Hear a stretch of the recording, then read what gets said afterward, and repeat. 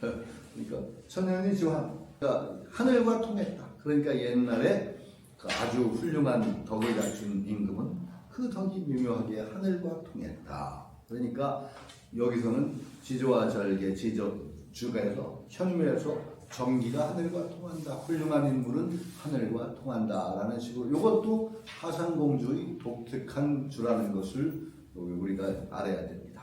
그래서 어떻게 결과적으로 심불가식 아주 깊어서 불가식 그 깊이를 우리가 알 수가 불가식.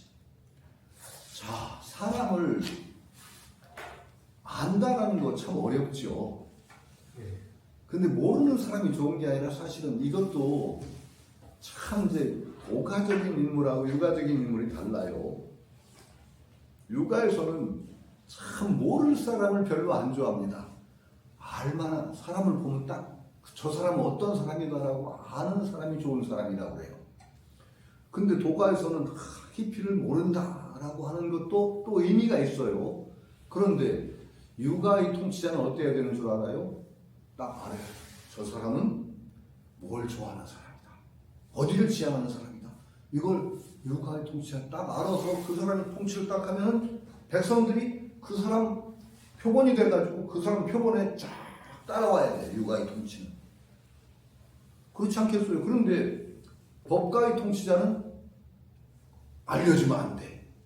알려주면 안 돼요. 신하나 백성들이 저분은 그 속을 모르겠어. 그래서 두려워해야 돼. 겁을 줘야 돼. 그 겁 주는 두려워해서 그 힘으로 백성들을 장악하고 신하들을 장악해. 아니 보세요. 이런 사람 어때요? 내가 전에도 얘기했을 거야.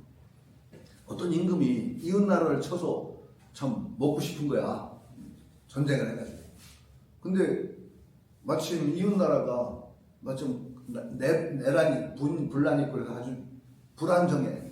그러니까 그 슬쩍 신하들한테 물어. 그 나라가 어떠냐 성편이. 그러니까 신하 하나가 지금 마침 그 나라가 아주 취약점이 생기고 내분이 있고 그러니까 그때 쳐서 우리가 먹을 수가 있습니다. 공격합시다. 그러니까 임금이 벌컥 화를 내요. 야 임마 이제 제가 이제 우습게 쉬게 야 임마 그 나라 우리가 얼마 동안 오랫동안 참 친교를 맺어오고 혼인관계도 있고 오랜동안 그 유대를 맺었는데 감히 그 나라가 내적인 어려움이 있다고 치자는 얘기를 해? 이 나쁜 놈. 그래가지고 신하를 막 확 버리죠. 그러니까 이웃나라에서 얼마나 감격했겠어. 저 임금이 정말로 우리하고 정말 돈독한 믿음이 가는 임금이다. 그래서 안심을 파악하는데 착 쳐들어가서 먹어. 자, 그러면 이런 임금은 어떨까요? 신하들이 보면은 참 겁나는 임금인 거예요. 저 임금은 속을 모르겠어. 함부로 우리가 괜히 아부한다고 했다가 잘못하면 죽기도 하고 그러니까 겁이 두려워 들었어. 그래서 신하들이 함부로 날치지 못하게 딱 장악하고 그 힘으로 쫙 끊고. 지금 회사를 운영할 때도 그렇게 할 수 있는 사람이 있어요. 참 속을 모르겠어. 그런데 뭔가 저 사람 얘기를 하면 그걸 고지고대로 들으면 안 돼. 그 사람 얘기는 밑에 깔린 게 복선이 몇 개 있어. 이렇게 두려운 사람이 있을 수 있죠. 그 사람이 또 뭔가 힘을 발휘할 수가 있어요. 이거는 육아의 통치자는 빵점이야. 육아의 통치자는 어떻게 해야 되느냐? 저 사람은 정말 뭘 이걸 지향하는 걸 확실히 알아. 그래가지고 백성들이 그 사람을 좋아하는 대로 쫙. 그래서 논어에 뭐라고 나오죠? 군자의 덕은 바람과 같고 군자의 덕풍, 소인지 덕초, 소인의 덕은 풀과 같다. 소상지 품필은 풀 위로 바람이 불면 풀은 바람 부는 방향으로 쫙 쏠린다. 이게 육아의 통치자야. 그러니까 드러나야 돼. 육아의 통치자는 스스로를 감추가는 게 아니라 정말 효행과 뭐 덕성이 쫙 드러나서 백성이 그걸 보고 본받아서 따라가야 돼. 이게 육아입니다. 그러니까 참 이게 무서운 게요. 어떤 사상을 따르냐에 따라서 사회의 모습이 달라지고 통치자의 모습이 달라지고 다 달라지는 거예요. 그럼 도가는 어떠냐? 도가 통치자는 법가하고는 달라도 도가는요 원래 통치 모델이 달라요. 육아하고 육아의 어떤 덕이 밖으로 쫙 드러나는 덕 도가는 별로 안 칩니다. 도가 그 육아는 뭐 윤리 도덕 같은 걸 굉장히 중시하거든요. 도가는요 그 윤리 도덕을 우선은 평가절하해요. 충효 무슨 인간군이야. 충이다 효다 그러는 게 아주 나중에 장자형은 뭐라고 되느냐. 정말 태평한 세상에는 충신효자가 필요 없대. 충신효자가 막 받들어지는 것은 어지러우니까 그냥 그걸 메꾸기 위해서 자꾸 그냥 기리는 거지. 그 말하자면 쉽게 얘기하면은 가뭄이 들어가지고 요 웅덩이에 말하자면 물이 말라가 거기에 물고기들이 있어. 그러면 아주 물고기 말라갈 때 그냥 서로 힘드니까 서로 거품을 내면서 상대방의 몸을 적셔주기도 하고 그러면 그게 미덕이 돼. 말라가는 웅덩이 물고기야. 그런데 그게 미덕이 될 뭐가 있냐? 그 물고기처럼 강이나 호수에 있다면 뭐 남 신경 안 쓰고 살아도 아무 탈 없지 않냐? 그러니까 충이다 효다 하는 걸 뭘로 보느냐? 말라가는 웅덩이에서 도가 그러니까 타락해가지고 아주 형편없이 된 세상에서 남을 위한다 어쩐다 하면서 그게 고귀하게 여겨지는 것 자체가 이게 말하자면 도덕이 떨어져가지고 타락한 세상의 증표라고 생각해. 그러니까 유교에서 얘기하는 인의예지 같은 거 그거 왜 그렇게 떠들어 쌌냐. 자연스러운 상태에서 그냥 잘 되면 아무 문제가 없는 걸 그걸 떠든다는 것 자체가 인간 본의로 참 말하자면 타락한 세상의 증거. 이렇게까지 얘기하는 게 도가예요. 그러니까 육아에서 얘기하는 그 잘 밖으로 드러나는 도덕 윤리가 아주 밖으로 삐까번쩍하게 드러나는 그런 통치자가 숭상될 이유가 없죠. 그러니까 갑자기 딴 생각이 난다. 불교에서는 쉽게 얘기하면은 스님들이 계율을 잘 지켰던 세상에서는 파괴승이 유명해진대. 파괴승이. 원효대사가 파괴로 유명한 거 아죠? 이런 공부하고 파괴를 하고 원효스님은 그 파괴를 하고서는 자기가 파괴를 했으니까 중이 아니라고 선언한 거야. 원래 계율 중에서 그걸 범하면 중자격을 완전히 박탈당하는 첫 번째 계율이 뭐냐? 음계야. 성행위를 한다면. 그건요 용서가 안 됩니다. 그대로 순적 발아이죄라고 합니다. 순적 박탈. 원효 스님은 그 뒤로는 자기를 감히 승려라고 안 했어. 그 소선 거사라고 불렀어요. 소선 거사. 요새는요 스님들이 와 계율을 잘 안 지키는지 모르는데 계율을 잘 지키면 유명해져. 그렇죠. 그러니까 보세요. 이게 도덕이 추앙되고 그런 아주 그런 도덕을 잘 지키고 밖으로 참 사표가 되는 사람들은 오히려 도가 땅에 떨어진 세상의 증거라고 생각했기 때문에 도가에서는 그런 인물을 높일 이유가 없어. 정말 도가 반짝반짝 드러나는 것보다 오히려 화광동진이라고 얘기해요. 화광동진. 티끌 세상과 표 안 내고 그냥 영화에 사는 게 이게 좋지 뭐 저를 드러내고 어쩌고 그러는 거 별로 안 좋아합니다. 그건 법과 통치자처럼 그 사람을 자기를 모르게 해가지고 그걸 아주 막 겁을 줘가지고 막 이끌어가려는 그런 의도가 아니야. 그거 어떤 그 자기 도덕성을 반짝반짝 드러내는 것 자체가 도야 어그러진다고 생각해. 자연에서 무슨 그게 필요가 있냐? 무의자연인데 자연스럽게 흘러가는데 그 무슨 또 필요가 있냐? 그러니까 자연이 통치자의 모습이 달라져서 알 수가 없다. 그리고 알 수가 없다는 것이 자연스러운 가운데 그 속에 깊이 어떤 침잠된 도의 경지를 알 수가 없다는 거야.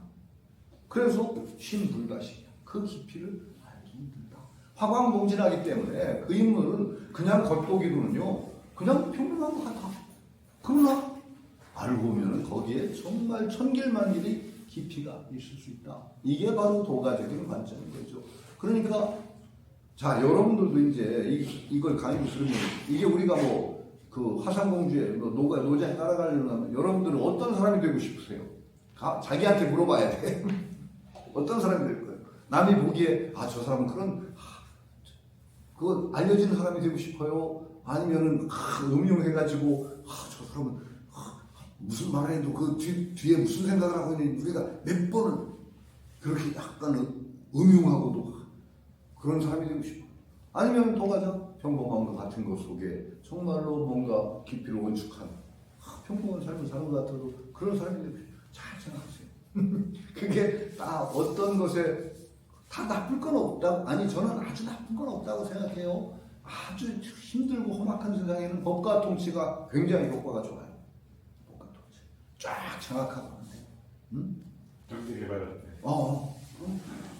아니 그러니까 참 어려워요. 그러니까 이게 쉽게 우리가 사상이라든지 이런 것들이 별거 아닌 것 같아도 결국은 우리가 삶의 태도를 결정할 때는 뭔가 자기 삶의 방향성을 정할 때는 정해야 돼. 뭔가는 참 시대 어려워. 밖에 사는 게 좋은 거 아닌가요? 시대 밖에 사는데 글쎄 지금 시대가 어떤 시대일까요? 도가 있는 세상은 아닌 것 같아. 사실은 지금 시대는 리더십이라는 게 지금 리더십에 쉽게 얘기하면 이게 현대말로 얘기하면 리더십. 현대적인 리더십이 뭐냐? 네, 쉽지 않아요. 리더십. 그러니까 육아적인 군자상을 우리 리더로 볼 거냐? 이 도가적인 리더는 말이죠. 이게 골치가 아픈 게 세상에서 별로 드러나지가 않습니다. 잘 이렇게 깊은 요새는요 금방 알아봐야 되는데 언제 사람의 그 깊은 데까지 우리가 데려와서 저 사람 알고 보니까 진짜 그러려면은 굉장히 오래 사귀어야 돼. 이 도가적인 어떤 리더십을 가지고는 이 세상에서 거의 성공하기 힘들 겁니다. 거의 성공하기 힘들 겁니다. 왜? 이런 정도 이 깊이를 알려면은 정말 오랜 동안 접촉하고 그러면서 살아야 되는데 요새는요 제일 빠르게 뭔지 알아요? 아이돌이야. 아니 제가 우스갯소리를 얘기하는데 공자는 예전에는 유학의 선비는 반드시 정치를 하려고 했어요. 왜? 정치를 통하지 않고서는 세상을 바꿀 길이 없어. 옛날 고대시대 좋은 세상을 만들려고 할 때 어떻게 좋은 세상을 만들까 한번 생각해 보세요. 옛날 저 고대 정치밖에 없어. 가장 많은 게 자기가 착하게 사는 걸로 세상 바꾼다. 택도 없어 옛날은.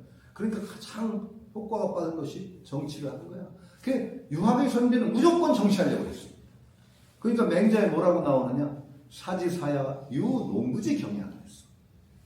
사지사야.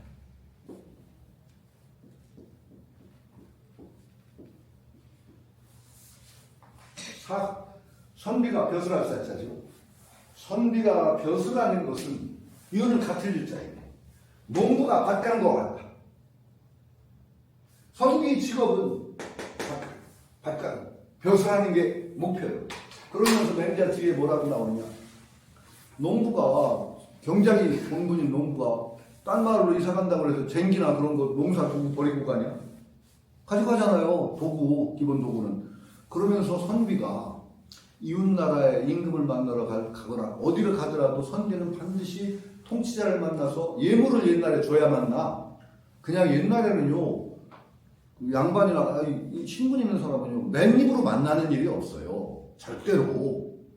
반드시 누구를 만나냐면 패백이라는 걸 바쳐야 되는 거예요. 바치는 게 아니라 주는 거예요. 패백을. 패백이 결혼만 하는 거 아니야. 패백이라는 건 그 선물, 의례적인 선물을 다 패백이라고 했어요. 그러니까 결혼식에 그게 남아있을 뿐이지 패백이라는 건 다 바치는 거예요. 패백을 들고 다녔다는 거야. 그래서 임금 왜 벼슬하려면 임금을 만나야 되잖아. 통치잖아. 윗사람을. 그러니까 농부 쟁기하고 같아. 패백을. 이제 그렇게 나오는 거예요. 그러니까 예를 들어서 그 공자가 한 말이 있어. 자행 속수 이상 오음 이상 무효. 속수 마른 포를 포 묶음을 속수라고 그래. 포를 묶은 거. 포 다발. 마른 포라도 말린 포라도 바치는 사람 치고 내가 가르치지 않은 적이 없다. 그건 뒤집은 얘기면 포라도 바치지 않아 내가 가르쳤다는 거지. 공짜로 안 가르친 거야. 절대로 그냥 가르치는 법이 없어. 왜냐하면 제자로 선생을 만나서 배우려고 하면 맨입으로 와서 가르쳐 달라는 법이 없어요. 반드시 가장 가벼운 예물이라도 패백을 드려야 돼. 이게 패백이요. 패백. 그러니까 거꾸로 뒤집어 얘기하면 공자가 최초의 직업적 교사래. 하여튼 받았대. 뭔가 받았다는 거야. 누가 그렇게 해석하는 사람이 있어. 최초의 직업적 교사가 공자다. 왜? 가장 가벼운 속수라고 하는 묶은 포. 그거라도 받지 않았냐. 이렇게 되는 거지. 그러니까 예전에는 선비는 반드시 벼슬하려고 그래. 왜? 벼슬을 통해서 세상을 바꿀 수가 있다고 생각해. 내가 제가 우스갯소리를 뭐라고 하냐. 공자가 요새 세상에 나왔으면 저렇게 말을 안 했을 거다. 아이돌 키우자고 했을 거다. 아이돌의 영향력이요. 엄청나더라고요. 단순간에. 근데 이 얘기를 왜 하냐. 이 현대사회는 그렇게 반짝반짝 드러나서 팍팍팍 박혀야 따릅니다. 도가식으로 미묘현통하고 신불가식한 사람을 알아보려면요. 하대갱년이야. 이거 언제 하고 봐, 이걸. 우리가. 그러니까 계속 도가적인 분위기는 계속 부대끼면서 오래 붙박이로 사는 사람들이 기본이 돼야 돼. 그러니까 그 유교가 이제 제대로 통하는 세상이라는 건 어떤 그 세상이냐. 사람들끼리 알고 지내는 세상. 인구이동이 급격하지 않고 같은 마을에서 오래 같이 살면서 저 사람 어떤 사람이야 이렇게 알고 서로 정답이 통하는 그런 공동체, 그걸 철학 공동체라고 하죠. 그게 바탕이 되어야 유교가 통합니다. 그런 마을에서는요, 남 손가락질 바르면 못 삽니다. 옛날에 그런 거 아마 시골 마을에서 저 호로자식 소리 들으면은요 못 삽니다. 그러니까 남의 평가가 중요한 세상이야. 그러니까 남의 눈을 의식해야 돼. 유교가 통할. 유교가 행세를 하려면 사람들이 남의 눈을 의식하고 도덕적인 행동을 하려고 하고 그런 바탕이 깔려야만 유교가 통해요. 그런데 이 서울 같은 세상에서는 유교가 필요가 없어.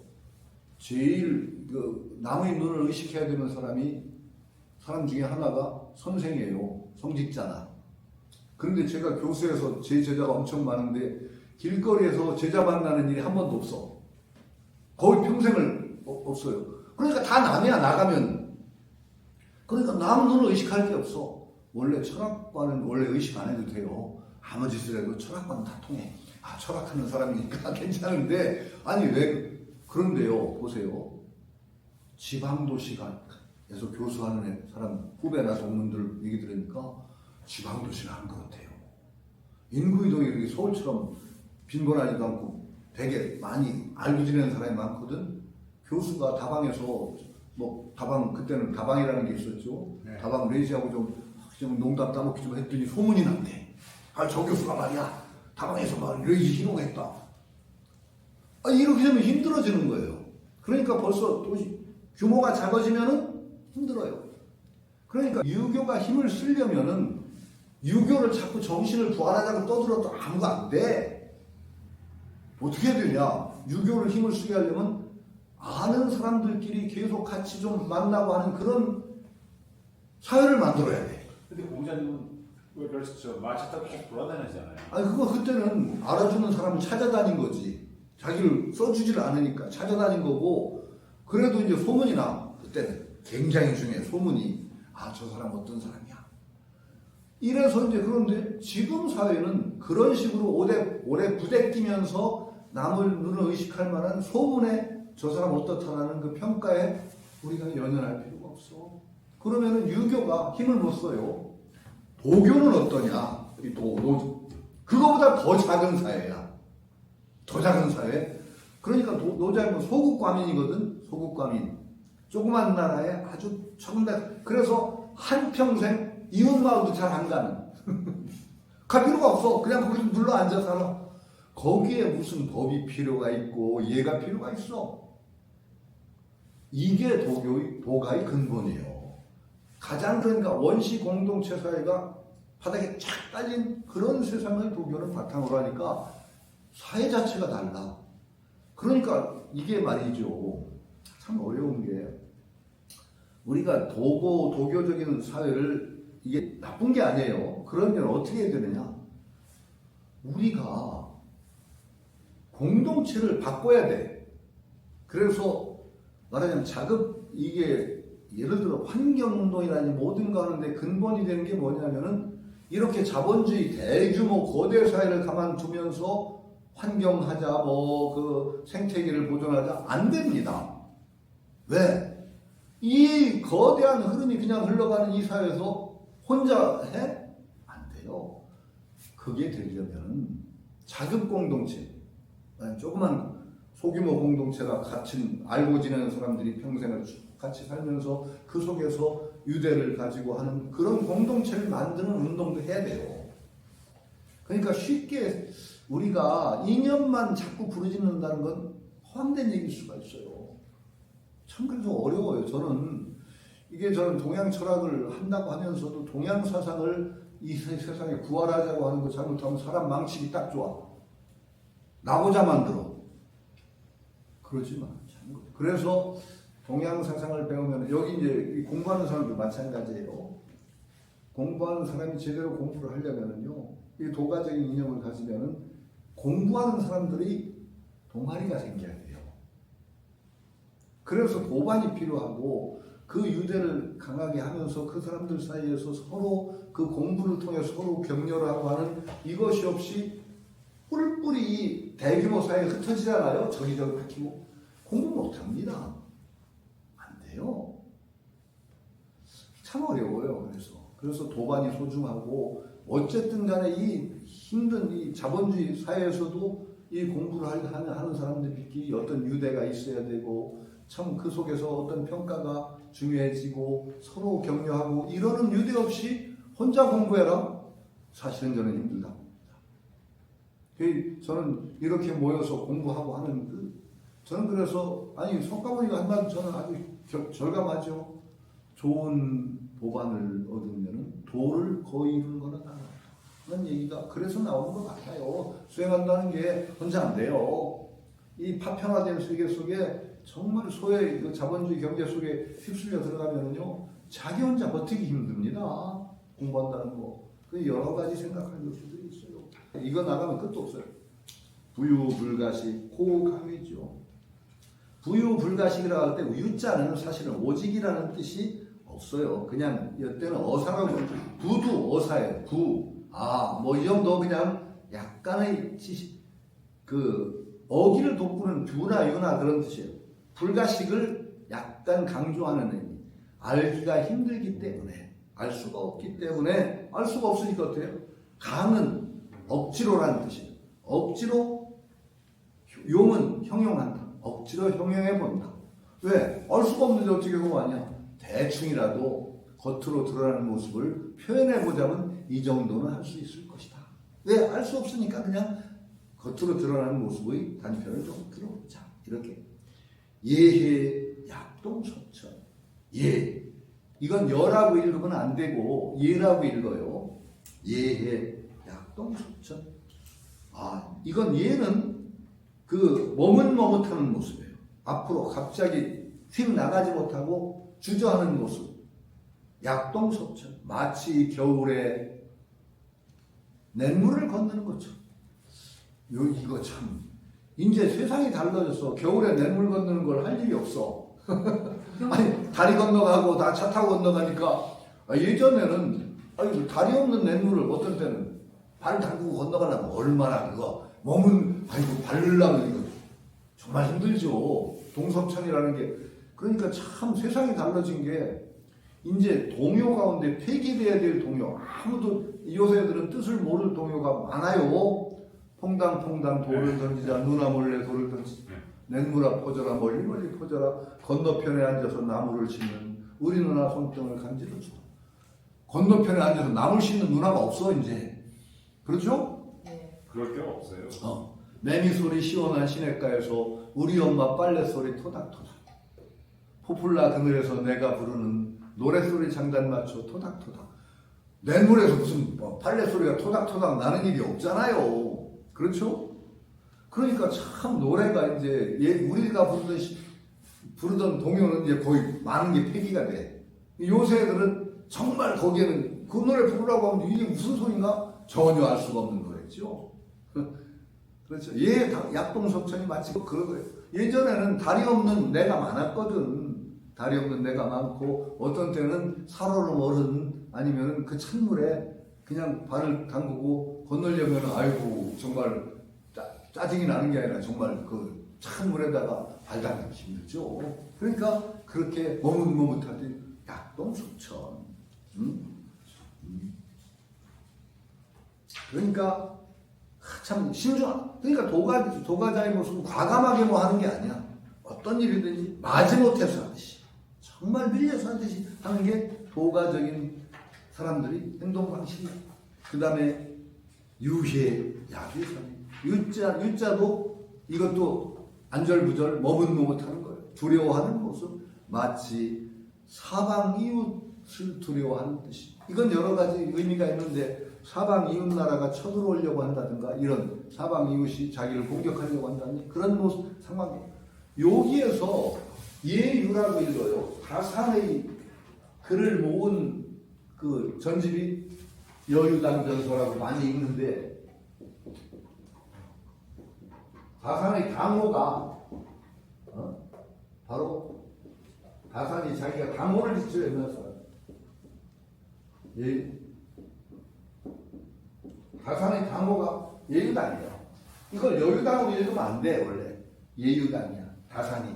그래서 다산의 글을 모은 전집이 예유당 전서지.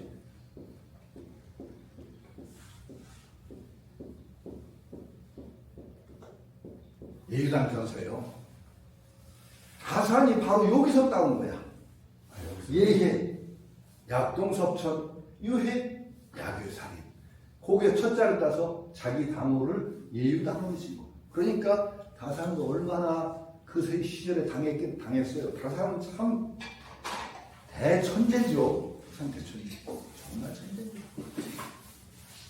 정조의 총애를 받아서 한때 잘 나갔죠. 천주교 그것 때문에 사건에서 잘렸죠. 그 정조는 다산을 끝까지 자를 생각은 없었습니다. 약간 좀 자숙하고 있어라. 철방으로 내보내고 예집으로 한직으로 돌렸다가 다시 불러들일 때 거의 틀림없었어요. 다산도 그렇게 믿고 있었죠. 그래서 정조가 죽어버렸죠. 그러니까 완전히 끈떨어진 못했어요. 그래서 저 강진 가서 18년인가 유배를 당했잖아요. 근데 그동안에 참 저장량이 엄청납니다. 근데 그거 다산 혼자 한 거 아닙니다. 학단이 있었어요. 그 당시에 다산 귀환가 있는 그 지방에 중인도 있고 그리고 공부하는 사람이 모여서 같이 그 동암사원 다 있어요. 저 강진 가면 거기서 같이 강학하고 토론하고 해서 그 사람들이 많은 자료 갖다 조사에 올리고 또 다산이 같이 검토하고 그래가지고 그 많은 저작이 나와요. 그러고 다산이 또 그 복 없는 가운데도 외갓집독을 봐요. 외갓집독을. 외갓집이 어디냐? 그 윤선도 그 가문이에요. 오부사시사 윤씨. 해남. 그리고 그쪽 덕을 봐가지고 고생도 하지만은 귀하기 힘든 자료 같은 것도 많이 구해봐요. 중국 자료도 구해보고 하다못해 다산은 일본 책도 봤습니다. 네, 제가 다산 책을 읽다가 놀랬다니까요. 다산이 여기랑 전서를 읽다 보니까 적시환 오랑캐 적자 다산의 적시가 말하기를 하는 구절이 여기랑 전서에 나와. 이 적시가 누군지를 모르겠어. 그 중국 학자 중에 적시가 안 나와. 아무튼 저도 나중에 알고 봤더니 이게 일본 학자야. 오규소라이라는 유명한 일본 학자야. 일본 학자 책을 읽은 거예요. 다산. 그 여기당 전서에 적시가 나와요. 그 일본 오규소라이라는 유명한 그 일본 유학자가 있습니다. 일본 유학자 중에 오규소라이도 유명하고 이토 진사이도 유명한데 하여튼 그러니까 일본 책까지 다산이 걸렸어요. 어쨌든 간에 다산은 온갖 그 정조의 총애를 받고 기대를 하다가 갑자기 떨어지고 나서 평생을 거의 못 올라갔죠. 근데 나중에 올라왔는데 그 뒤로는 이제 정계로 나갈 길이 없었죠. 자기 뜻을 펼칠 길이 없었죠. 다산은 아마도 큰 한이 됐을 겁니다. 굉장한 한이죠. 정조에 대한 믿음, 그 정조가 죽고 나니까 얼마나 정말 그래서 참 안 알려진 얘기인데 자기 자식들한테는 그런 얘기를 했다고 해요. 절대로 서울 근교로 벗어나지 마라. 서울 근교로 벗어나지 마라. 뭔가 일을 하려면 서울 가까이 붙어지. 경기. 그런 얘기도 있었고. 그런데 그러니까 정말로 이 생애가 어떻게 하다 보니까 잠깐 된 것 때문에 평생 그냥 막 어그러진 걸 보면서 이 노자에 대해서 뭔가 느꼈던 것 같아요. 그러니까 자기 당호를 정말 예유, 정말 몸은 못하고 조심스럽게 살지 않으면 안 된다는 그 당호를 노자에서 딱 떼서 예유당이라고 하는 거죠. 예유당. 야교의 살인. 헷갈리는데 거기에는 어류 다 조상해서 어보, 자산어보 같은 거 진 사람이 아주 다산 형님을 꽤 존경해서 그 주역 같은 거 책을 만들어서 형님한테 보냈더니 형님이 이건 내 힘으로 된 게 아니다. 정말 신의 도움이 있은 것 같다라고 극찬하고 그런 왕래가 있었어요. 죽은 형제가 있고 누구는 순결했죠. 죽었고 약전이 아마 흑산별배됐던 게 아마 역전일 거예요. 정약종, 정약전, 정약용 다 그런데 다산 보면은 저기 양평 그쪽이죠. 그래서 절 수종사 있죠. 수종사 알아요? 수종사라고 해서 제가 함께 올라가면 가까이로 이게 수종사가 동국 여지숭례인가 나와요. 그 절이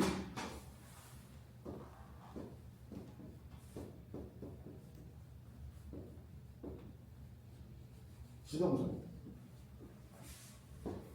그래서 거기 가면 다산이 수종사에서 논이랐다는 유수종사라는 시도 남아있고 그래요. 다산.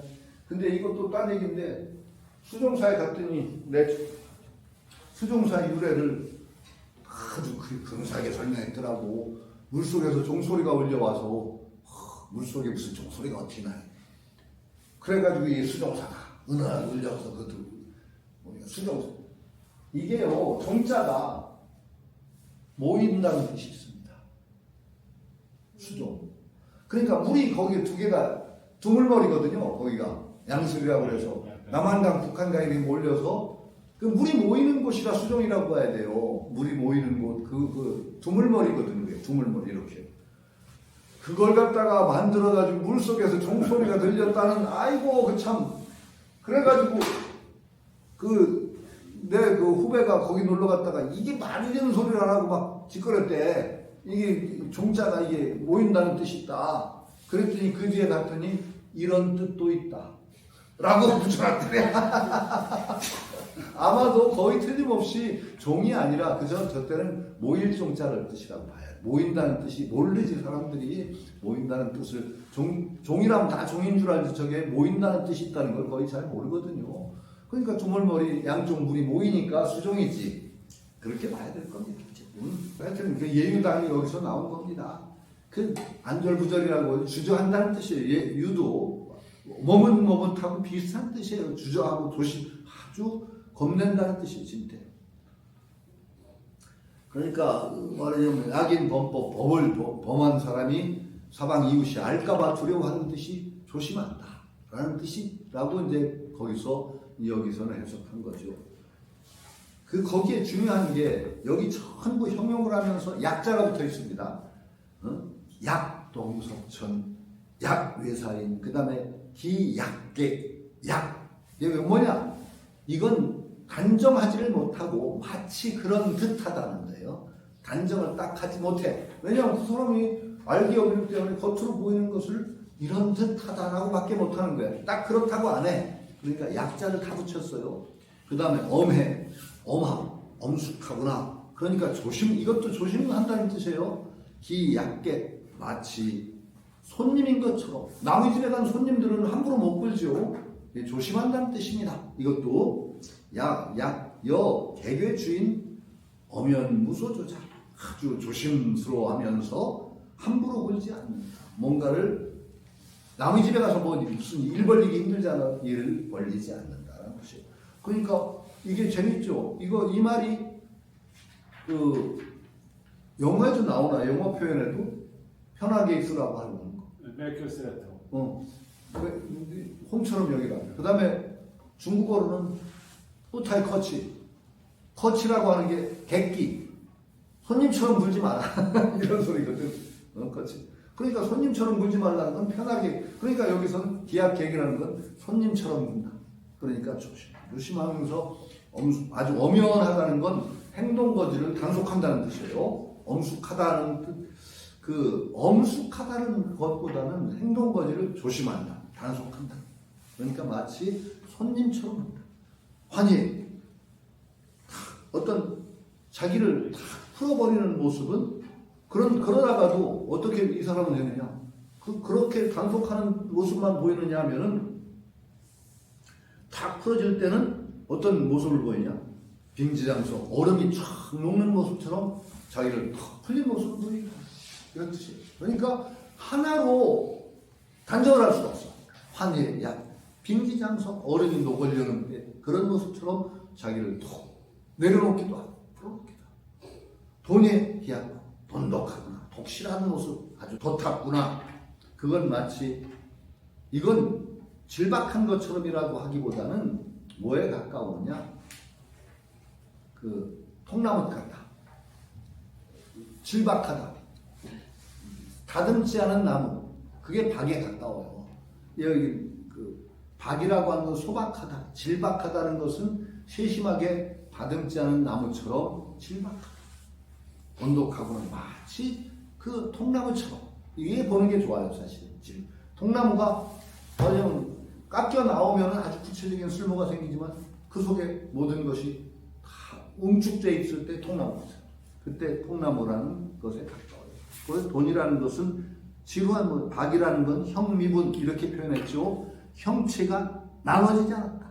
내수 정신 안으로 정신을 지켜서 외무문체 밖으로 꾸밈새 그것이 없는 것이다. 그러니까 형미분이라는 게 무슨 뜻이냐? 통나무에는 형이 아직 드러나지 않은 거고 이렇게 나눌 때는 이게 통나무에서 이렇게 나누잖아요. 이게 형이 이건 분화죠. 통나무 상태는 형이 하나도 분화지지 않았잖아요. 그게 박이에요. 박이라는 게 질박하다는 게 그런 뜻이 있어요. 원래 통나무가 이렇게 구체적인 형태를 띠기 이전 형미분이에요. 그러니까 문체 꾸밈새도 없죠. 이렇게 되니까 참 정말 이쁘죠. 이렇게 이쁜 모습이 나오기 전의 모습이라는 거죠. 형미분이다. 마치 통나무나 꾸며지는 거예요. 이렇게 보인다. 그 다음에 광해. 광대가 넓구나. 광이라는 건 뭐냐? 텅 비어서 툭 터진 모습이 광야예요. 그래서 광야라고 할 때 이 광자를 씁니다. 광야. 참. 관대, 너그럽고 크다. 속이 턱. 그 얕고 마치 그것은 그 사람의 모습은 골짜기 와. 그러니까 이게 이런 도가적인 그 존재의 모습은 신령과 같아서 구름성 신령이 우리가 한마디로 형용할 수 없는 것 같아서 여러 측면이 다 드러나요. 자기를 완전히 드러내지 않았을 때, 자기를 또 탁 놓았을 때 얼음이 풀리는 듯한 모습. 혹시 주변에서 그런 인물들을 보신 적이 있는가? 한번 잘 찾아봐요. 저분은 이런 모습이라고 봤는데 보면 볼수록 참 내가 그분의 깊이를 모르겠다는 그런 분 만나보신 적 있나요? 요즘은 그런 사람 없어요. 없어요? 요즘. 있어요. 잘 있을 수 있는데 우리가 못 볼 수도 있어요. 근데 저는 복이 있어서 그래도 한두 번 뵌 것 같아요.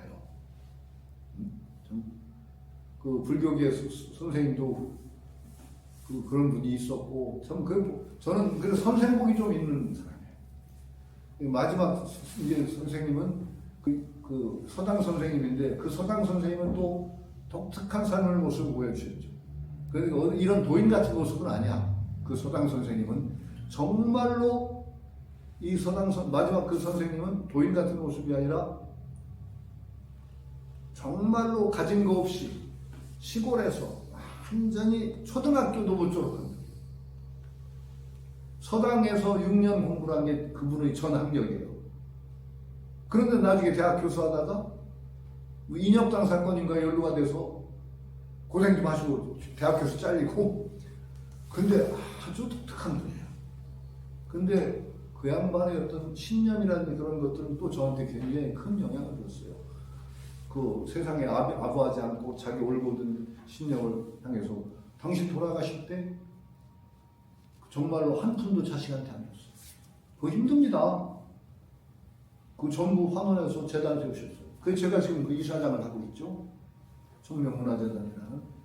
그 자식한테 한 푼도 안 줬어요. 자식한테 준 게 있어요. 그러고 보니까 좋네. 광개토 대왕이 탁월한 걸 줬어요. 이건 너 해라.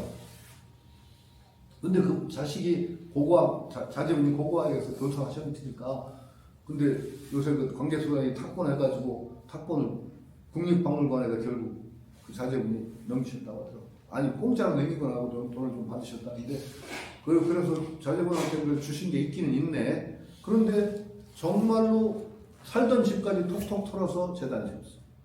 그 재단이 지금도 이제 제가 이사장을 하면서 뭔가 선생님 뜻을 이어보려고 하는데 잘 안 되는데 그런 선생님까지 해서 정말 불교계 선생님이고 봉오르시는 또 특이하게 그 댁에 제가 한 얼마 동안 있으면서 그래도 늘 가까이서 그렇게 본 사람도 그 뒤에는 그렇게 많지는 않을 거예요. 늘 같은 거주 공간에서. 그러니까 그런 복도 있고 불교의 스승도 있고. 그런데 그런 분들이 어떤 느낌이 있느냐? 감추지 않아. 그분들은 뭐 자기를 애써서 감춘다는 느낌이 없는데 이렇게 계속 볼수록 그분의 깊이를 오게 돼요. 그런 분들이 있단 말이에요. 예? 이렇게 이제 도인이라고 하는 그 정말 선의사자라고 하는 사람들은 이런 깊이를 알게 됩니다. 그러니까 그런 모습들을 가진 분들을 보는 것은 여러분들이 앞으로 살아가면서 된다는 것은 큰 복이 될 거예요. 그러면서 그런 분들을 보면은 자기 삶을 약간 돌아보게 돼요. 뭔가 귀감이 된다고 하죠. 그게 그런 것들이 있어요. 꼭 홀짝이와 같다. 혼이라는 건 뭐냐? 수본진이라고 하는 것인데 뭐 여기서는 본진이라고 표현해요. 근본되는 어떤 참됨을 가지고 있다라고 하는 것이 근본된 참됨이라는 것은 또렷또렷하게 나눠진 게 참됨이 아니에요. 원래 혼돈이 그 장자에 나와요. 동방의 임금이 있고 서방의 뭐가 있고 근데 중앙의 신은 혼돈이야. 혼돈. 수콜 뭐 다 있는데 혼돈은 아무것도 없어. 혼돈. 우리가 혼돈이라고 하는 혼돈이에요. 그래서 서방의 신들이 얘는 눈도 귀도 없어. 아무것도 없어. 그래가지고 그게 안타까워서 눈귀를 만들어줬더니 혼돈이 죽어버렸대. 중앙의 제가 혼돈이 죽어버렸어. 눈귀 코 만들면서 중앙의 어떤 가장 참된 근본의 모습은 죽어버렸대. 우리가 눈귀 코라는 또렷또렷한 것을 제대로 보기 시작하면서 오히려 밖으로 달려나가기 시작해서 근본을 다 만나. 본진이라는 건 그렇게 눈귀 코가 나오기 전에 모든 것이 함께 있는 혼돈. 이게 본진이거든요. 그래서 혼을 본진이라고 하는 거예요. 혼, 뒤섞여 있는 그 모습. 참, 혼하구나. 참, 그 또렷또렷하게 나눠지기 전의 근본 모습을 그대로 가지고 있구나. 기약탁. 마치 그래 탁하니까 그러니까 세상에 맑은 또렷또렷하게 빛나는 것이 아니라 탁 뒤섞여 있으니까 마치 혼탁한 것처럼 보이는 거야. 혼탁한 것처럼. 이렇게 표현하는 거죠. 참 어려운 얘기예요, 이것도. 그 다음에 이제 요 몇 구절은 굉장히 노자주에서도 상당히 주석이 논란이 분분한 겁니다. 그러면서 이런 숭능 누가 할 수 있겠는가? 숭능이라는 건 누가 하겠는가? 탁한 것을 정지서청, 탁한데 고요하게 두어서 그것을 차츰차츰 맑아지도록 할 수 있겠는가? 탁한 것을 급작스럽게 맑게 인위적으로 막 하는 게 아니라 혼탁한 것 같은데 가만히 두면서 스스로 자연스럽게 맑아지는 그런 과정을 밟아나갈 수 있는 사람은 누구일까? 이렇게 묻는 거예요. 그러니까 인위적인 어떤 청을 갑자기 조장하는 것이 아니라 탁하면서도 정지고요하게 두어서 그냥 스스로 맑아지는 그런 일을 할 수 있는 사람은 누구일까? 이게 이런 사람을 이제 바라는 거죠. 숭능 또 누가 할 수 있을 것인가? 편안하게 가만히 있는 것 같은데 동지, 구동 오래도록 천천히 움직이면서 편안한 것 같으면 그 속에서 서서히 뭔가를 움켜나오게 할 수 있겠는가? 인위적으로 그냥 갑자기 확 튀어나온 것이 아니라 편안하게 가만히 있는 것 같은데 남이 느낄 수 없는 천천한 움직임 속에서 뭔가가 그 속에서 움켜나올 수 있게 하는 사람은 누구일까?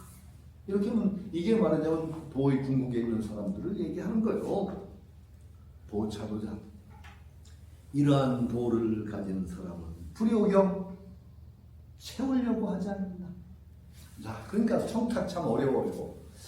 자, 청탁의 문제에서 저는 이제 여기 이제 서청이라고 하고 농지 서생이 나왔는데, 이제 이것도 전에 한번 얘기했을 거예요. 한번 제가 또 여기서 여쭐게요. 청탁의 문제를 저는 이제 제일 고등학교 시절에 제가 외웠던 글 중에 고등학교 시절에 막 한문도 모르고 제가 외웠다고 그랬죠. 그냥 막 우격다짐으로 외운 게 적벽부 외웠고, 귀거래서 외웠고, 애련설 외웠고, 그 다음에 또 하나 외운 게 어부상, 구론의 어부사라고 하는 건데, 어부사가 이렇게 되어 있어요. 구론기방, 요감당, 안색조체, 형용고고라. 구론이라는 충신이야, 초나라에. 근데 결국 충신이 쪽쪽한 사람이 용납을 못하고 추방을 당한 거지. 강당에 놓일 때 안색은 결국 빼짝 말랐어. 그러니까 아는 어부가 만나고, 당신 구론 선생 아니오. 어떡하다 여기서 이런 얘기시오. 그러니까 구론이 하는 얘기야. 세상 사람들이 다 탁한데 나 혼자 말고, 세상 사람들이 다 취했는데 나 혼자 깨어있다 보니까 이렇게 추방을 당했어. 자, 그러니까 어부가 말해요. 나는 그렇게 들었는데 성인은 사물에 얽매이지 않아서 사물과 융통하게 할 수 있다고 들었다. 세상들이 다 탁해 있다면은 밑에 진흙이라도 좀 휘저어가지고 후정을 일으켜서 함께 좀 탁한 척하고, 세상들이 다 취해 있다면 술치개물이라도 먹고 잠깐 취한 척하면 안 되냐. 왜 혼자 그렇게 맑고 깨끗한 척하고 깨어있는 척에다가 그렇게 추방을 당하시오? 그게 보통 사람 아니야. 보통 사람 아니죠.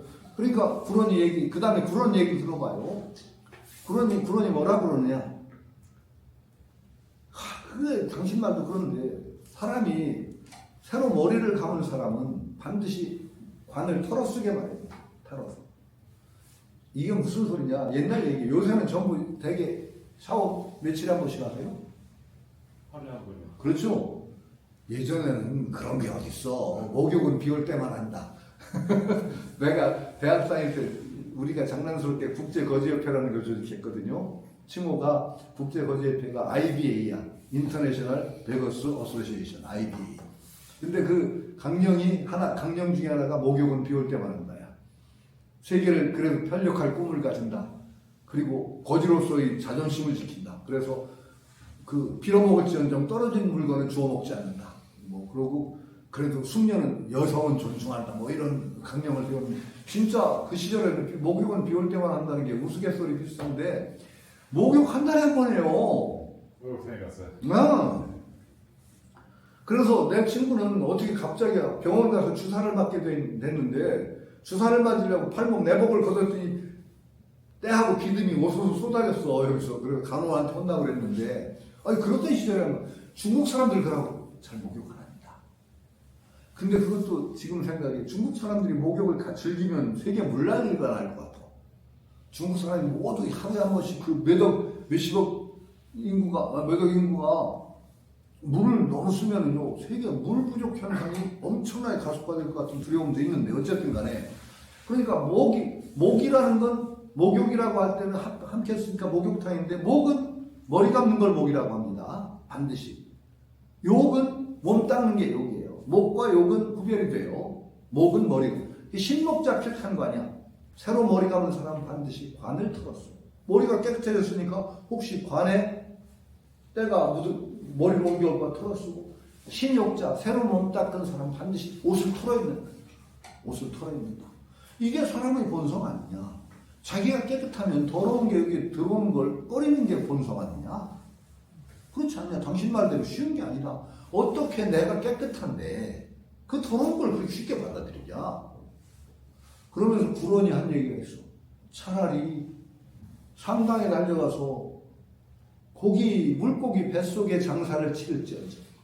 그거 무슨 소리야? 자살해서 죽는다 소리야. 물고기 뱃속에 장례를 치른다는 거는 어떻게 이 깨끗한 몸으로 세상의 더러움을 내가 받아들인단 말이오? 구론이 또 한대냐. 마지막에 그러니까 어부가 참 보통 사람도 아니지. 어부가 노를 들어서 둥둥 배전을 두드리면서 노래를 하며 떠나는데, 창랑기수 청에 가이탁군요. 창랑기수 타기에 가이탁하죠. 뭐냐? 창랑의 물, 출하는 깊은 물결치는 그 물이 청에 맞다면은 내 갓근을 씻을 수 있지. 내 갓근, 갓의 끈을 씻. 청랑의 물이 그냥 출렁하는 그 깊은 물이 탁하면은 내 발을 씻으면 되는 거 아니야? 뭐 갓근 씻는다는 건 무슨 소리냐? 출세한다 소리입니다. 갓근이니까 이게. 그때 나가 그런 청랑의 물이 맑으면 갓근 씻고 청랑의 물이 탁하면 발 씻으면 돼. 우리가 발 씻는다는 게 거기서 나왔나? 발 빼고 발 씻는다. 내 발이 가장 더럽다고 생각해. 그러면서 떠나가서 다시 못 만났다. 이걸로 끝나고 잖아. 여러분들한테 또 물어. 어떤 게 좋아요? 어부 쪽에 쓸 거야? 국가 쪽에 쓸 거야? 누가 더 높은 이 양반들이 확실히 이건 좀 문제가 있는 분들이야. 어부 쪽에 쓴다는 건 대충 세상에 맞추자 소리요. 네. 뭐 그렇게 그냥 지고지까지 부리고 살아. 그런데 또 충신열사는 옛날에 그런 게 아니에요. 육아적인 선비는. 충신열사는 어떻게 세상과 타협을 해? 그렇게 타협하고 살면 죽어! 그러는 거야. 충신열사. 그 구로는 충신열사를 결국은 자살했습니다. 명나수라는데 몸을 던져 죽었습니다. 유명한 충신이죠, 구로는. 근데 그 구론이 남긴 글이 후대에 초사라고 해가지고 중국의 문학에서 따지면 저 초사라고 하는 게 시경 서경으로 내려오는 황하 지역의 그 어떤 문헌으로 내려오는 그 문서가 있다면 구론과 송옥이라고 하나 그 제자가 쓴 글이 또 하나의 어떤 문학 장르가 돼요. 굉장히 달라요. 북쪽하고 남쪽이. 그러니까 초사라고 하는 남쪽의 문학이지. 그래서 이소경이라고 해서 대단히 중시되는 문학 형태를 이루는데 하여튼 구론은 결국은 물에 빠져 죽었습니다. 혹시 중국 여행을 가면은 가끔 음식 중에 쭝즈라고 하는 음식이 나와요. 무슨 종려입이나 뭔가를 싸는 떡 같은 거요. 떡 같은 건데 한처럼 먹을 만해요. 떡 같은 거네. 그게 왜 어디서 나온 거냐? 그 초나라 사람들이 구론이 물에 빠져 죽고 너무 애통해서 그걸 던져줬대, 강에다가. 우리 구론 시체 뜯어먹지 말고 이거 먹어라. 그러면서 구론을 기리는 마음에서 그 쭝즈라는 떡 같은 걸 물속에다 던져줬다는 거에서 구론과 그 유래가 있어요. 쭝즈라고. 근데 그 초나라는 춤추는 목신인가요? 그렇죠. 그 시대. 그러니까 갑자기 여기서 나와서 딴 얘기를 하는데, 그런데 이게 도가적에서는 그렇게 갑자기 맑은 것도 요구되지 않아, 도가에서는. 그러나 또 세상을 다스릴 때도 갑자기 막 그냥 내서 그냥 갑자기 막 맑게 하려는 게 아니야. 이게 통치자 얘기를 지금 하고 있잖아요, 여기서는. 선의사자라고 할 때 이게 선의사자를 처음에 뭐라고 했어요? 훌륭한 군주라고 얘기했거든. 훌륭한 군주. 그러니까 훌륭한 군주의 통치 형태를 약간 빗댄 거예요. 그러니까 그런 사람은 정말 표 안 나게 하는 거야. 무의자애냐, 가만히 있으면서 맑히는 것도, 그러니까 여기서는 맑은 것 싫어하는 것도 아닌데 맑히는 것을 획가닥 한 게 아니고 가만히 두어서 고요하게 해서 서서히 맑히는 그런, 누가 그럴 수가 있을까? 요란 떨지 않고 막 백성을 그냥 상금 걸고 막 그러면은 금방 세상이 좋아질 수 있지. 그런 거 안 한다는 거야. 안 고요하게 있으면서 움직이는데 백성들 조심스럽게 아무것도 안 하는 것 같은데 백성들 서서히 움직이게 해서 그 속에서 뭔가 자연스럽게 움직이게 할 수가 있겠는가? 응? 새로운 이러한 도를 가지고 있는 사람, 이건 도가적인 통치자야. 그런 사람들은 영 채우려고 하지 않는다. 이게 가장 이제 도가에서 싫어하는 게 채우는 거예요. 가득 찬 거. 영 채우면은 반드시 비워져요. 채우잖아. 늘 빈대를 합니다. 늘 빈대. 빈대가 있으면은 기울은 적도 없어. 빈대가 늘 빈 곳이 있는 게 중요해요. 가득 차면 넘쳐요. 그러니까 자기를 다스릴 때 언제나 빈 곳을 남겨서. 그래서 그것이 끝까지가 제가 얘기했죠. 물급필반, 사물이 극에 달하면 반드시 반대로 돌아옵니다. 그러니까 우리가 요구하는 것은 반이 안 되도록 해야 되는 거예요. 반이 안 되도록 하려면 극에 달하도록 하면 안 돼. 늘 여유를. 그러니까 불효경도 그래요. 우리는 오래 살구나 영화를 누리고 싶어. 영화를 진정 오래 누리려면 끝까지 가면 안 돼. 끝까지 가면은 남들이 가만 안 두고 꼭 반대가 돼. 그러니까 언제나 여기까지 가고 싶으면 너 있으면서 늘 남겨줘요. 이게 독하죠. 그래요. 오직 채우지 않는 때문에 고능 폐불신성. 폐라고 하는 건 덮는다는 뜻이에요. 여기 폐라고 하는 건 두 가지 주석이 있어요. 딴 많은 주석에서는 폐자는 그 덮어준다는 뜻으로 보는 사람도 있고 달아서 말하면 해진다고 그러죠. 옷이 해진다고 보는 주석이 많아요. 폐자를 그러니까 폐의 뭐 그럴 때 달아서 해지더라도 새롭게 이루지 않는다라고 하는 주석이 있는데 이 하상공주는 어떻게 보느냐? 채우지 않기 때문에 광영 여기서 그랬어요. 능수패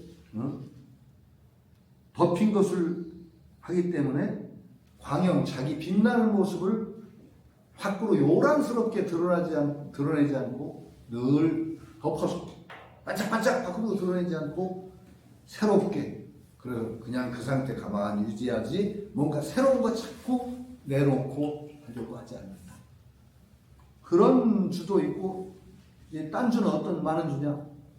헐어도 그냥 약간 낡은 상태를 헷가닥해 새로운 것을 바꾸지 않고 그대로 유지한다. 약간 낡은 모습 그대로 그냥 두고 그냥 그대로 가지 그것을 헷가닥 새로운 것으로 바꾸지 않는다. 그런 주도 있고 폐불신성의 불자를 말릴 이자로 보는 사람도 이까지도 있어요. 폐의신성 다르면은 새롭게 이루어진다. 다르면 자연스럽게 새롭게 이루어진다는 주도 있는데 그건 좀 마음에 안 들고 해져도 해진 걸 과감하게 버려서 새 걸로 샥 바꾸는 게 아니라 그냥 그대로 둔다. 그냥 그대로 해서 새롭게 그냥 요란스럽게 바꾸지 않는다. 이렇게 보는 주가 있어요.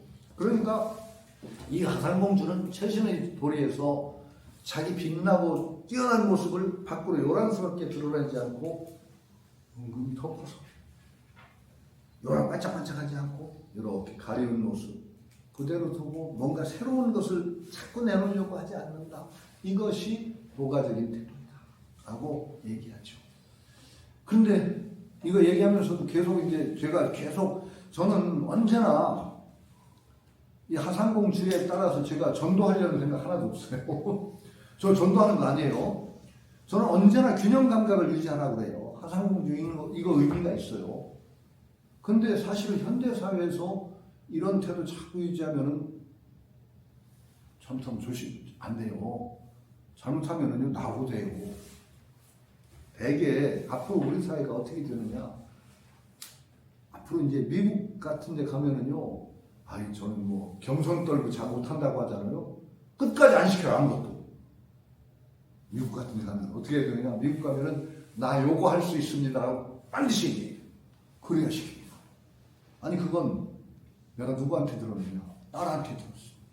딸이 이제 처음에 가서 미국 사회 가서 대학원 다니고 하면서 한국식으로 경선을 떠는 거야. 자기는 부족하다. 그랬더니 아무것도 안 시키더래. 그 얼마 동안을 존재가 없이 지냈대요. 그래서 이제 눈치를 파악해서 그 다음에는 나는 요거는 내가 할 수 있다. 그러니까 그때부터 뭘 시키기도 하고 그래서 그때부터 뭔가 되지. 근데 앞으로 어떻게 되는지 아세요? 이거 우리가 지금 이 사회가 동양적인 어떤 이 도가적인 관념이 우리 사회는 아직도 살아있습니다. 자기 자꾸 잘났다고 내세우는 사람들이 싫어합니다. 아직 그런 전통이 많이 남아있어요. 이 도가적인 전통과 연관이 되고 이 도가적인 전통뿐이 아니라 육아적인 데서도 가장 중요시 여기는 게 겸이에요. 겸허하다. 주역궤에도 겸궤가 있어요. 겸궤가. 겸경군자라고 해서 참 자기를 낮추는 군자. 그리고 공자에도 자기를 요란스럽게 드러내는 사람을 굉장히 싫어해요. 그 자기를 자랑하고 그 요란스럽게 드러내는 것을 재미나게 벌이라고 합니다. 벌. 자기를, 이게 벌이라는 것은 나무를 벤다고 할 때 벌목 벌자죠. 요게 한자에서 요것도 잘 아는 사람 없지. 요건 자랑할 벌자주세요. 자랑한다. 자기를 내세우고 자랑한다. 그래서 공자 논어에서도 자랑하지 않는 사람, 자기를 요란스럽게 자랑하지 않는 사람은 굉장히 높여요. 뭐 가장 대표적인 예가 맹지반 불벌, 분이전 장인문 채기마을 비가 뭐냐 마부지냐. 이게 원문인데 맹지반이라는 사람은 참 자기를 자랑하지 않았구나, 내세우지 않았구나. 어떻게 됐느냐? 분이전, 분이라는 건 패주하는 거예요. 적군과 싸워서 패주할 때는 공이 적군을 공격할 때는 맨 앞장서는 게 공입니다. 그렇죠? 앞장서는 공이 골격부대 공이고, 패주할 때는 맨 뒤에서 지키는 게 제일 공이 높은 거예요. 맹지반이 싸움에 딴나고 싸우는데 졌어. 패주라는데 전이라는 건 맨 뒷자리에 쓴 거야. 맨 뒤에서 막으면 오는 거야. 그러다가 성으로 들어갈 때서야 말을 막 새치기를 하면서 내가 뒤에 서려고 한 게 아니라 이러면 말이 안 나갔어. 그랬다는 거예요. 그게 공자가 칭찬해요. 그러니까 자기를 요란스럽게 자기 공로를 자랑하는 걸 벌이라고 해가지고 맹지반은 불벌이야. 자기 공로를 자랑하지 않았다. 이래서 불벌, 공 자랑하는 걸 별로 안 좋아하고 겸허하게 자기를 낮추고 공을 포장하지 않고 하는 걸 굉장히 중시했어요. 유가도 그렇고 도가도 그래요. 그러니까 이 유가와 도가적인 정신이 그 중국과 한국에는 오랫동안 그래도 남아있다 보니까 서양 문화가 이렇게 부딪혀서 이렇게 하면서도 여전히 우리 사회에서는 이 불벌, 요란스럽게 드러나지 않고 채우지 않고 가득 찬 모습을 보이지 않고 언제나 자기 모습을 어느 정도 드러내지 않는 것이 미덕으로 되어 있어요. 근데 앞으로 자본주의가 발달하고 서구 사회의 그것들이 자꾸 들어오면 들어올수록 어떻게 되느냐? 이게 빛을 못 발해요. 자꾸 죽을 거예요. 근데 저는 그게 두 개 다 옳다고는 생각 안 해요. 그래서 우리가 어떤 중용을 취하느냐가 굉장히 중요해요. 중용을 취하는. 여러분 지금 어때요? 주변에서 자기 막 이렇다고 막 내세우고 하는 사람 보기 좋아요? 보기 싫어요? 요즘 초등학교 있는 애들은 다 그래요. 근데 요즘 벌써 그렇게 된 거예요. 세상이 그렇게 가요. 그런데 그 세상이 그렇게 또 이상적인 세상은 아니라는 거예요. 저 같은 경우는 보기 안 좋거든요. 안 좋죠. 저도 안 좋아해요. 안 좋아해요. 그러니까 이게 뭔가 과도기가 흘러가면서 앞으로는 우리가 어떤 삶의 태도가 온당할 건가에 대해서 사실은 좀 고민을 하고, 너무 요란하게 자기를 내세우는 사람이 꼭 평가받는다는 그런 세상은 나는 그렇게 또 좋은 것 같지도 않고, 그래서 뭔가 적절하게 자기 있는 모습을 어떤 선에서 어떻게 드러나는 것이 가장 좋으냐에 대해서 고민해야 됩니다. 이런 생각을 합니다. 어려워요. 그래요. 왜냐면은 우리가 어려운 게 우리가 가진 게 그런 게 만약 우리처럼 급격하게 서구 문화와 이 동양 전통이 급격하게 교체한 땅이 세상에 별로 없어요. 보세요. 우리처럼 격렬하게 변한 데가 있나? 그 오랜 동안 세국까지 해가면서 우리 그냥 외국 문화 안 받아들이고 용을 썼단 말이죠.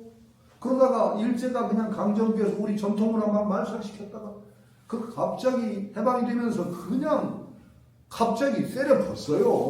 폭포처럼. 그러니까 우리가 이 문화적 혼돈과 이것을 엄청나게 겪고 있어요. 알게 모르게. 사실은 저는 어떻게 생각하느냐. 이 한류가 그래서 나왔단 말이에요. 한류라는 게. 다른 데서는 쉽게 그냥 어떻게 스무스하게 넘어갔던 게 우리는 하나도 스무스하게 넘어간 게 없어. 부드럽게 고생을 하면서 온갖 내적 갈등 다 겪고 거기다 남북 갈등까지 겪으면서 겪을 수 있는 갈등을 다 겪었습니다. 우리는 그냥 속에 있으니까 몰랐겠지만은 겪을 수 있는 갈등 다 겪으며 오다 보니까 여기서 나온 것들이 딴 세계에서 보면 굉장히 짭짤하고 맛있어요. 아니 진짜요.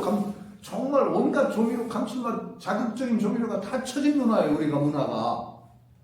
그러니까 이 한류 문화가 외국에서 우리는 못 느끼던 그 매력이 있다고 저는 봐요. 그러니까 이렇게 가장 극단적으로 이 부딪혔던 이 속에서 뭔가 우리 나름대로 모색을 해야 될 것 같아요. 모색을 해서 정말 바람직한 게 무언가를 더 고민하다면은 이 땅이 정말 복받은 땅이 될 수도 있다. 가장 고통스럽게 부딪혔기 때문에 오히려 이 땅에서 가장 새로운 그 부딪힌 것을 통해서 뭔가 새로운 걸 만들어내는 그러한 어떤 생산지가 여기가 될 수도 있지 않겠나. 저는 그런 생각을 하죠. 우리가 원래 갖고 있던 문화도 좋은 문화죠. 네? 굉장히 높은 문화죠. 우리가 원래 갖고 있던 문화도요. 아, 이제 그건 단편적으로 단정을 할 수가 없어요. 왜냐하면은 한편으로는 굉장히 고급 문화이기도 하고 한편으로는 생각하면 조금 편격하기도 하고 성리학 일변도로 쫙 온다는 이런 거는 그렇게 좋은 모습은 아니거든요. 그러면서도 그 속에서 굉장히 높은 품격을 또 유지하려고 용을 쓴 문화는 틀림없어요. 그러니까 문화적인 뿌리가 우리가 보통 뿌리는 아니죠. 그러니까 그것들이 힘을 발휘하고 있을 것 같은데, 그래서 이런 걸 읽는다는 것도 한쪽으로 우리가 너무 치중하지 말고 이거 좋다만 하지 말고 우리가 좀 나름대로 어떻게 소화할 것인가 하는 고민을 거치면서 좀 읽어보자. 그런 점 이 하상공주 이제 그렇게 있는 의미가 있겠다 이런 생각을 합니다. 이거 하나 마쳤으니까 오늘 여기서 끝내겠죠. 네. 정면 감사합니다.